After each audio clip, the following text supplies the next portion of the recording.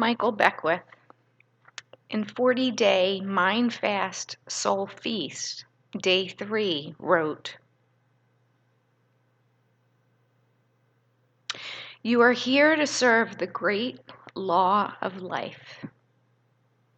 You are, in fact, in service to the supreme creative idea that proliferates our environment. It is the life of God that is thinking through your mind, working through your hands, and walking through your feet. It does the work appointed for you to do and perfects that which concerns you when you no longer work for the little self, but serve the greater self of your being and the universe."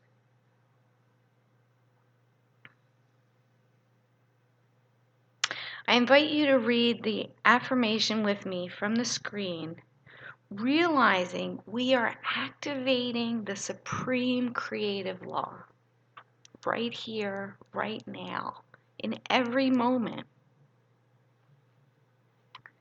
I start each day with joy, possibility, and peace, remembering that the universe is for me, forgiving myself and others no matter what, creating a life full of passion, receiving love with an open heart, and giving to my community in a meaningful way. Thank you.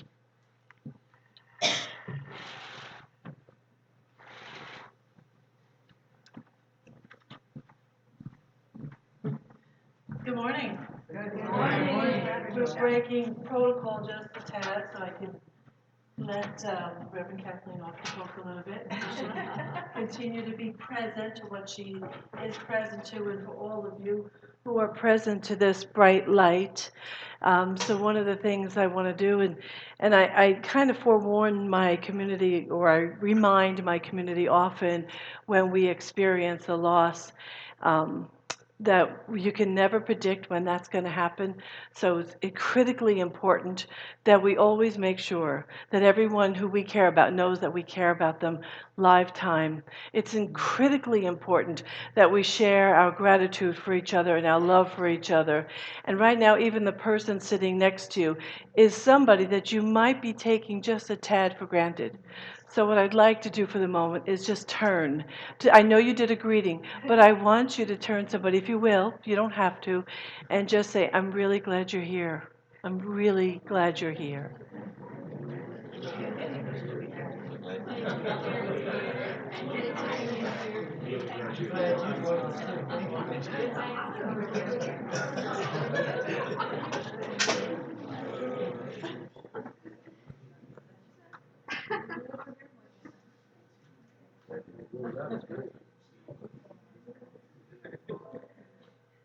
That's really all it takes, is that moment of acknowledgement.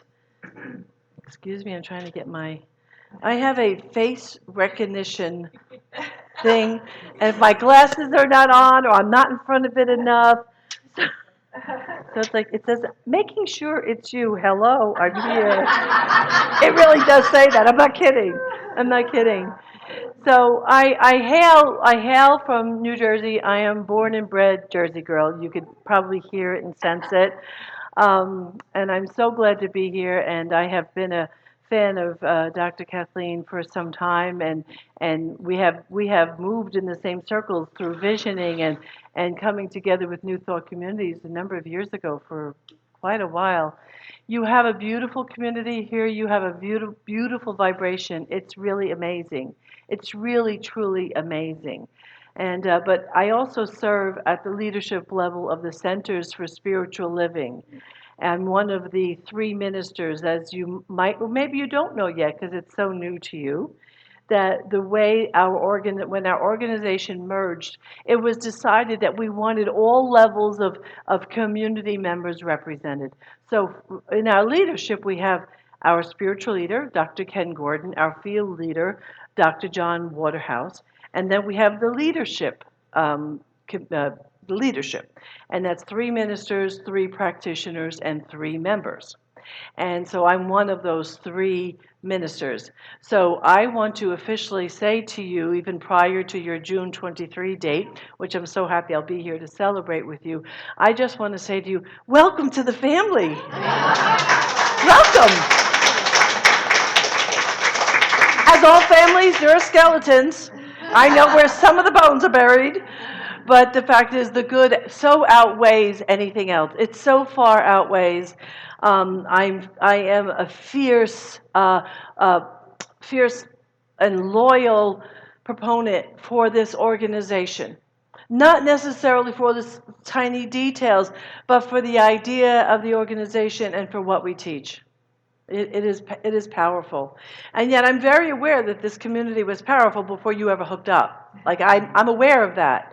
The evidence is everywhere. And I was like a fly in the wall this morning, because when I arrived, I had to get a few more of my notes together. So I was sitting in, I guess that's your little prayer room. Is that what it is? And I'm sitting in my prayer room, but I'm totally eavesdropping on what's going on outside the door. Not on purpose. You guys were loud. But joyfully loud. Joyfully. Well, that's the key. That's what my point I was going to make, is that Reverend Kathleen gives me this. I said to her, because I was going to be down here, and I like to meet other communities and speak other places when I can. And so I said, well, if you want me to serve a title, give me the title. And the title for today is that, I guess everybody has this book. Is that what you did? Or this has just been her inspiration, Thou Shalt Not Suffer. And the last 2 chapters are about generously giving and receiving. I'm like, I can't talk about that here. These people know more about it than I think anybody I know. Because I heard all the free-flowing love and compliments and support and joy. I'm like, job's done. Let me talk about something else. But it was really a beautiful thing. But I do appreciate that. Do you know about this book? Have they been introduced to the book? Yeah. Okay, so you know. Okay, so That Shalt Not Suffer. And Mark Anthony Lord, as many of you know, because you have been running, or somewhat, running your community with the Meta Model. We now have taken on Reverend Mark as a coach for the year for our community up north. And we're very, very excited, because I'm being prodded and prompted in ways that I wasn't expecting. So I'm going to, be caused to grow. And as uncomfortable as that can be in any given moment, I always invite that opportunity if someone can cause me to grow. Even when it's like, that feeling, all right. So I am intimately, though, familiar with the concept of not suffering because of Dr. Holmes. Dr. Holmes, the founder of, let me see, when I started off in religious science, which is RSI. So the first name of my community was Religious Science of Montclair. And then we switched to the Center for Conscious Living, and then we switched to the Center for Spiritual Living. All the same thing, different names. Although I did like conscious living, I must say. But I love it because people will recognize you, and it will work. It will work on your behalf. We spent oodles of money to find that out. So I look forward to you feeling the benefits of being part of a bigger, a large, very visible team. I want to read to you from the textbook. I think this is from chapter 7, if I remember correctly. Freedom, then, will come only in such degree as we no longer do anything that hurts anyone. But that does not mean we have to become spiritual or intellectual doormats. I do not believe in that. Nothing in my belief causes me to feel that God or the creative principle wants me to suffer for myself or anyone else. I do it. I have always done it. Perhaps I shall in this world, but I know that it is wrong. I love his humanity. I love his humanity. Yeah, I'm not supposed to, but I do it, and what can I do? It's kind of what he's saying to us. How can the Supreme Being desire my suffering without imposing that suffering? Imagine. And what kind of universe has a God who suffers and who imposes suffering in a changeless reality. The whole theology and religious reaction of people who believe that arises out of morbidity and fear and superstition and nothing else. Well, it is not so, he says, and still we suffer. Why? Because we do not understand. We might say that the world suffered darkness until somebody discovered electricity. It suffered crawling around on the face of the earth until technology was developed so we could fly and drive. It suffers limitation not because the infinite imposes limitation, but because the world does not understand its freedom. A little bit more. And when it begins to develop its freedom, seldom does it do it directly. It generally creates a new bondage.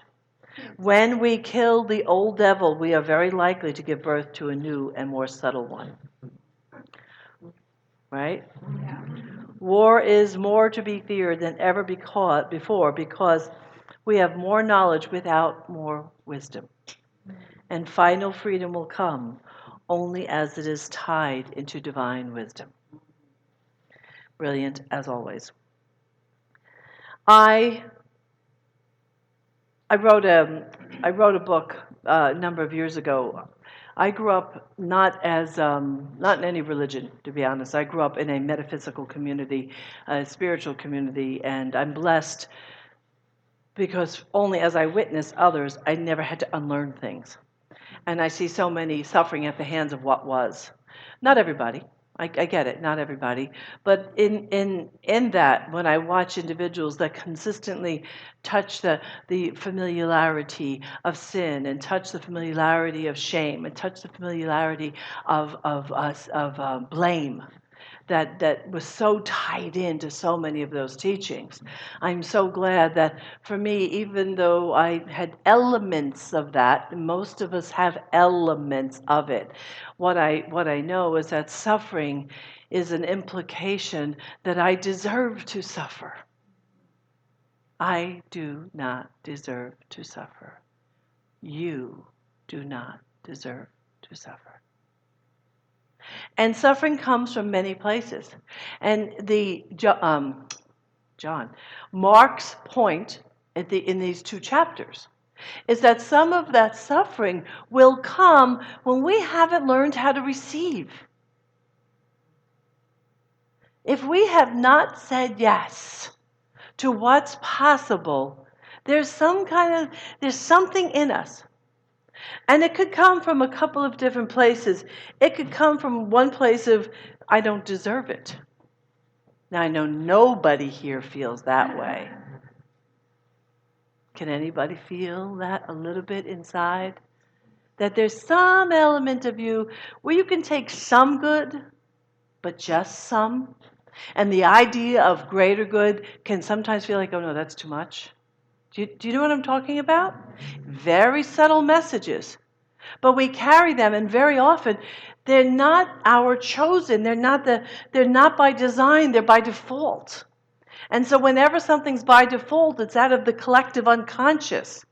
So even when you and I in communities such as this are learning that whatever we choose to happen has to happen through us, right? We're still a little bit, until we're aware, at the mercy of that which is seeping up from the collective unconscious and from our own subconscious. So the way there's an important thing for us to learn to read. You have to read the signs. So I label it very simply. There's the true and the tree, and there's the fruit. If the fruit of your tree is a little bit rotten, don't blame the tree. Feed the tree. Take better care of the tree. Just take better care of it. So, will you help me with something? I would like you to come up and give me the warmest, most loving, amazing hug possible.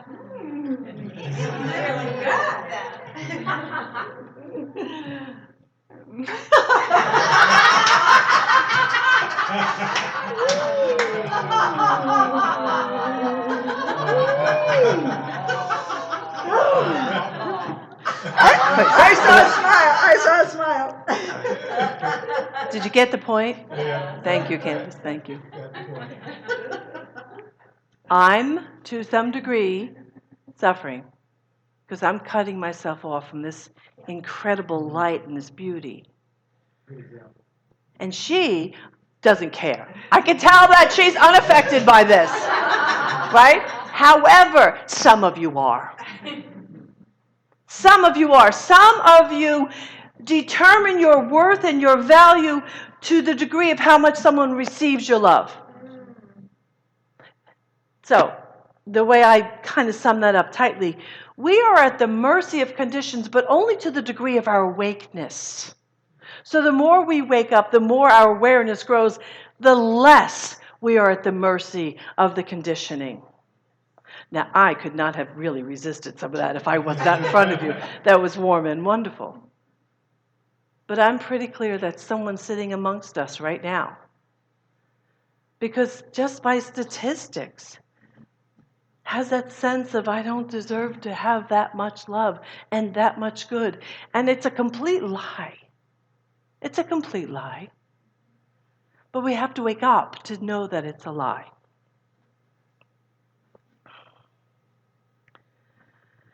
And then there are those people who go around saying, oh, nobody wants to help me, or there's not enough help, or there's not enough support, or, nobody's available.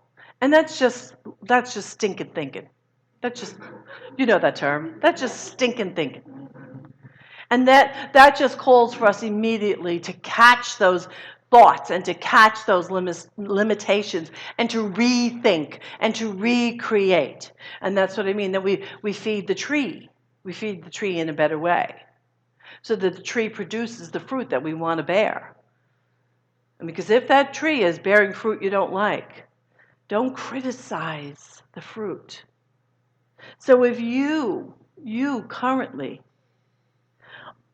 as the fruit, okay, because you're the fruit of the tree of life, right? We are the sons and daughters of the one living, precious, beloved one. Yes?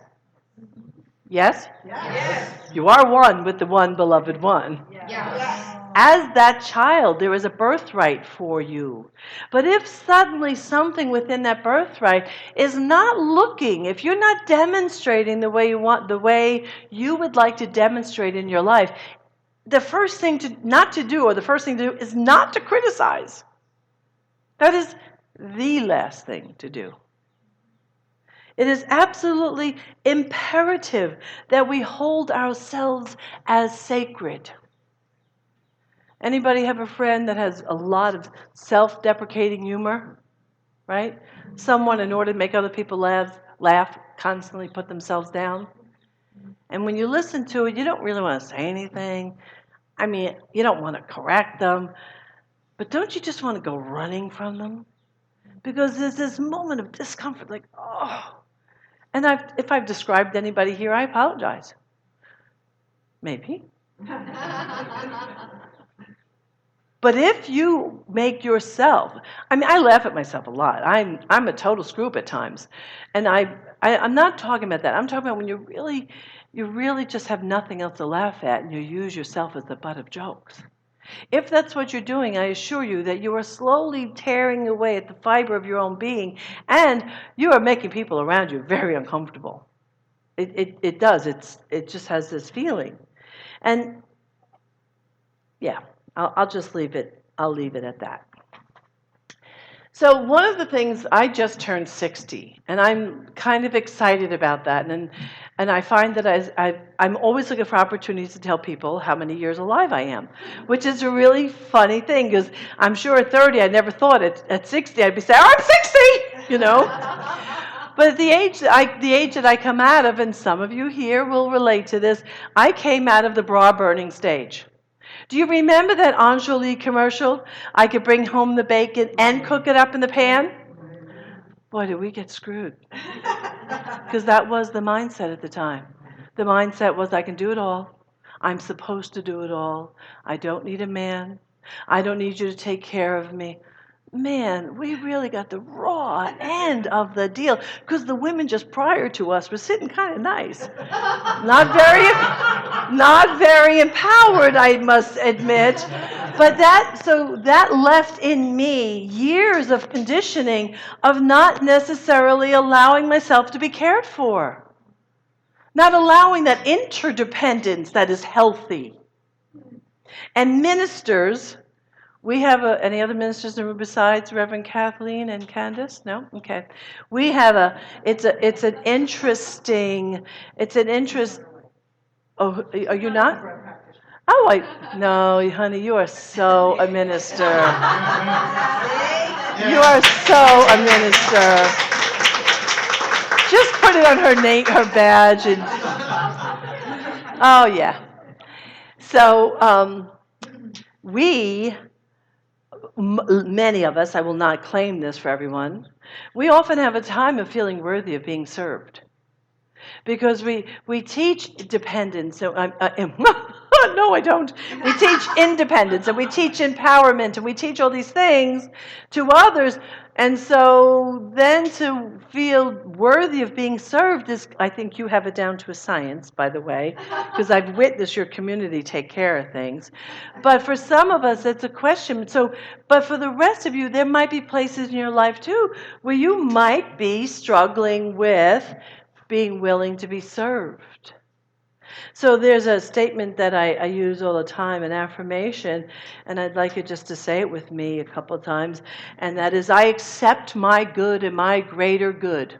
I accept my good and my greater good. I accept and allow abundance from places expected and unexpected. I accept and allow abundance from places expected and unexpected. See, we have to cultivate that. Like anything else, we have to cultivate the consciousness that says, I deserve to live a fully expressed, wildly wonderful, prosperous, amazing life.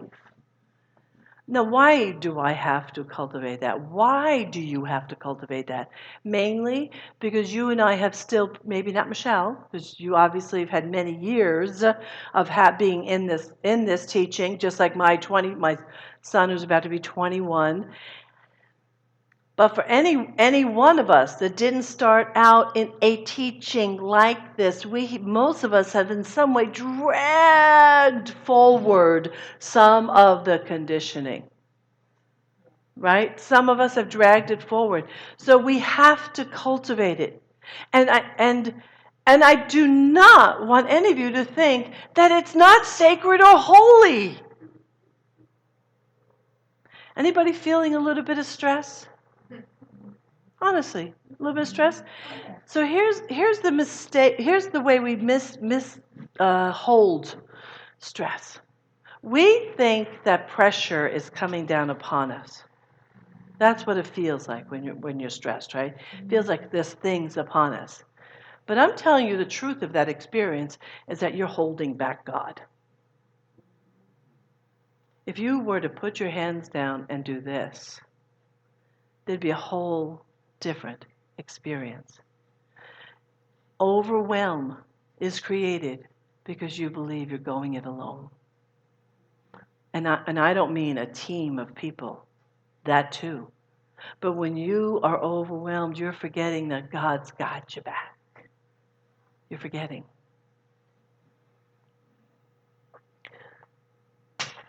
According to Mark, and I love this, the idea of karma, and we don't use that, well, maybe you don't know yet, but we don't use that term much. Did you always teach science of mind while you were joyful living? Okay, so you do know. So karma, according to Ernest Holmes in the textbook, simply means cause and effect. Okay? And the beautiful thing is that we absolutely believe you do it in this lifetime. This lifetime. When people start asking me questions about reincarnation and stuff, I'm like, I don't know. I only know about now. I know about here. I know how to do this. I know how to do this incarnation. I'm not prepared ever to speak in any way, at least not speak expertly ever, about something that I can't really tell you about.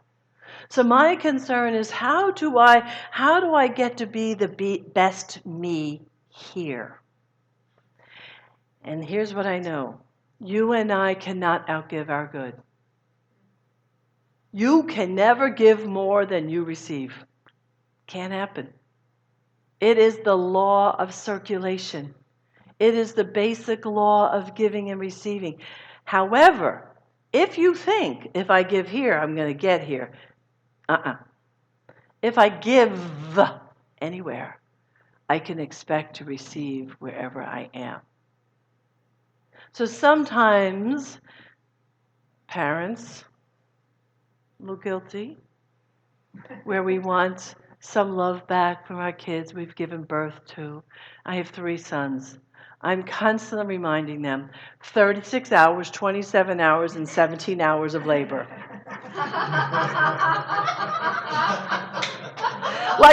like they owe me something for that. Most times it's funny, but I know I'm too aware to know that sometimes every once in a while I'm like, come on. Do you do that anywhere? Do you give with strings? Because giving with strings is not giving. Yet, when you give yourself away in service, in love, in finances, no matter whatever, and truth be told, there is something about giving in the way that you want to receive that actually works.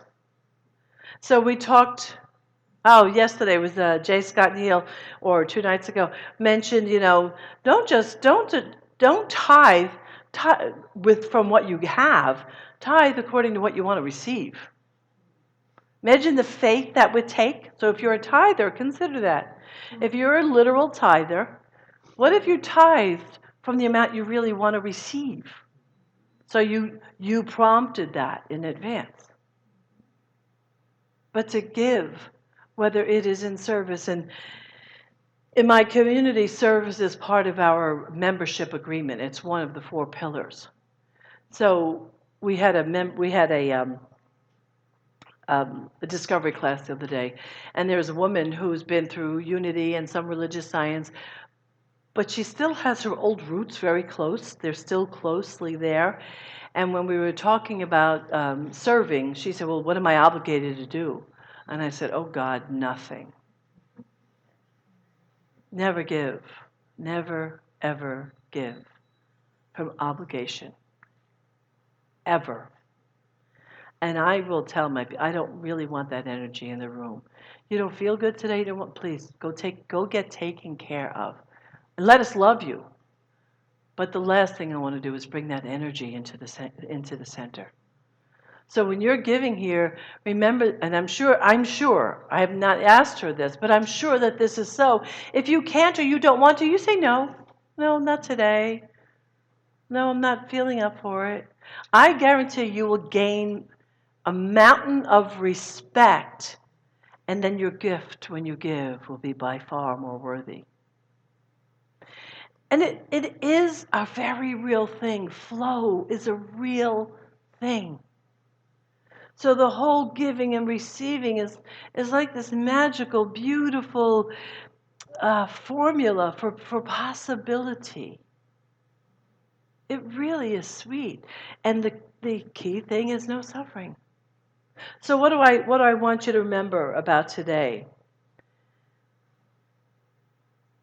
Anywhere where you hold back for yourself, but you're also holding back for the world. If we are one to the many, from the microcosm to the macrocosm, your restriction is my restriction to some subtle degree. When you're not willing to receive and you're restricting love in some way, it affects the whole. Because everything that you and I do affects the whole. And as we hold back our giving, we are restricting not just us. But we're restricting the flow of everywhere. And it's a beautiful thing to model support and your beautiful, precious Amy. Wow, you could see that she would walk in the room and light up the room. Did she not? Yeah. Yeah. She clearly was somehow tapped in at a high level to possibility. What a beautiful way of doing it.